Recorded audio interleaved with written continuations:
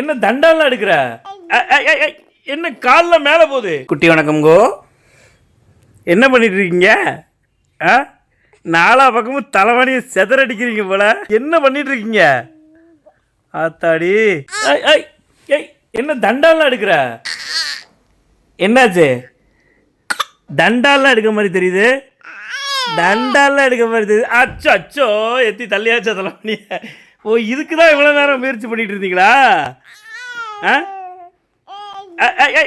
என்ன காலில் மேலே போகுது? இதில் யோகி முத்தியாசனமா? ஆசனம்லாம் பண்ணுறீங்க? என்ன பண்ணிட்டு இருக்கீங்க சொல்லுங்க.